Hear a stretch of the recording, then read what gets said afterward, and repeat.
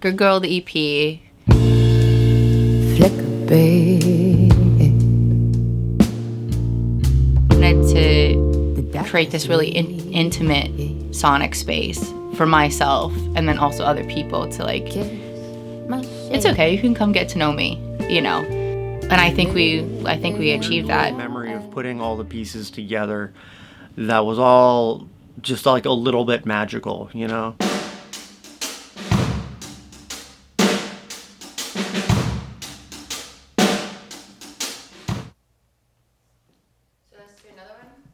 So I flew the boys out for a weekend and we recorded 3-song EP in 2 days, and we also shot 2 music videos in that time, and it was not stressful and everything turned out super well.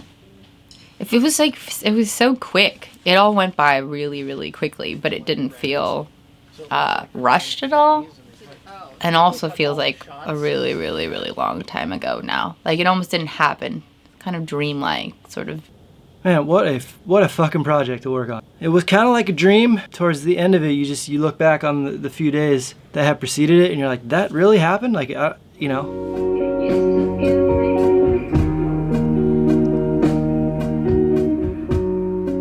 New Orleans to work at Esplanade was. It was a really, it was a great experience all around. Esplanade definitely had their own vibe. And, I mean, we can talk about the gear, we can talk about the acoustics, we can talk about all that, and that's obviously important, right? But the vibe of a place is equally as important, and I think that's what people forget. I think it just felt really serendipitous. I try to listen to, like, universal cues. I just felt like, okay, New Orleans wants me to record here.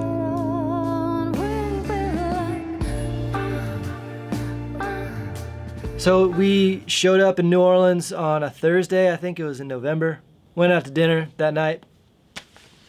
Went straight to the studio the next day and just got to work. 3 days of tracking drums, some guitars, lots of vocals for Whim, so you can see. And you can actually like. And then I can tell you what I fucking don't like about it. So the live room there is epic. You can see it in some of the pictures, but it's hard to really get the scope of it until you're there. It's a giant room, but has a surprisingly controlled sound for such a big room. And it was really fun to be able to place the drums just right in the middle of it and really take advantage of the space.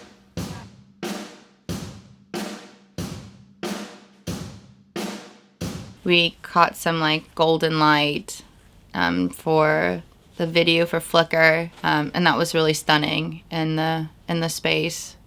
Yeah, the original idea for Flickr, we had originally wanted something kind of like a live band, but then like I just look so pretty in the light. No. So it kind of became like this moment where like I stepped out into my star shine.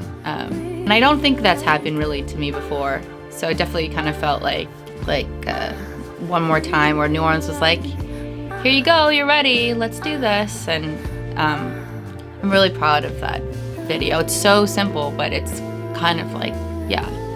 I've never felt so beautiful on camera. And also I've never loved a song and sound so much all together before now.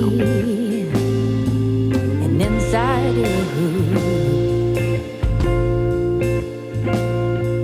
desire.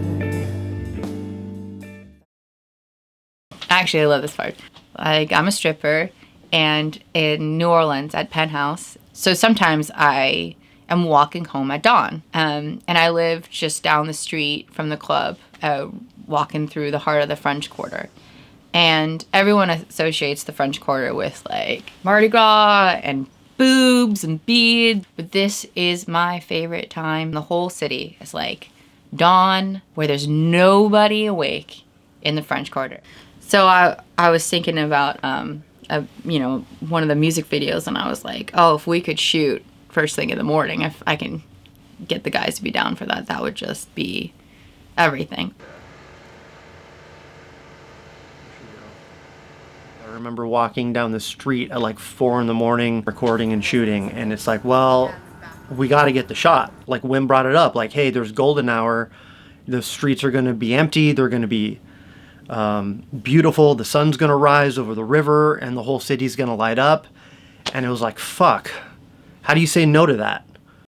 The last morning going out and seeing New Orleans and before there's anybody out and filming that music video, you know, with nobody on the streets, it's a different universe entirely. I mean, it feels like a ghost town. It was surreal walking around just down the middle of these streets that, you know, 5-6 hours before we had gotten there, they were packed full of drunk, yelling people. And now they're empty and it's serenely quiet. And there's not a single sound except this, like, the whispers of the river and the wind coming down, and the light just starts to fall into the crevices of this, like, ancient port town. I feel like no one could deny the romance of New Orleans at this particular hour.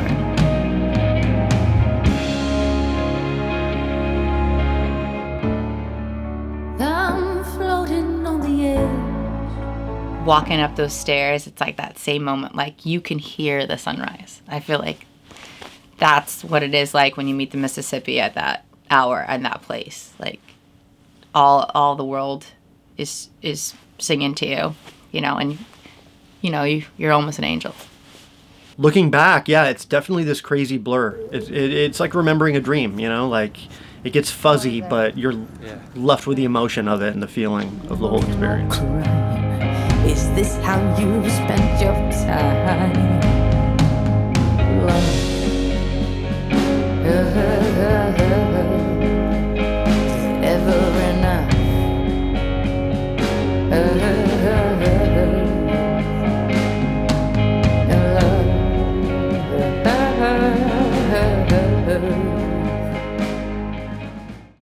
There's so much strength in being vulnerable, and I think that's definitely not something that is communicated in life or art that often, and I'm happy that that's the road we decided to take.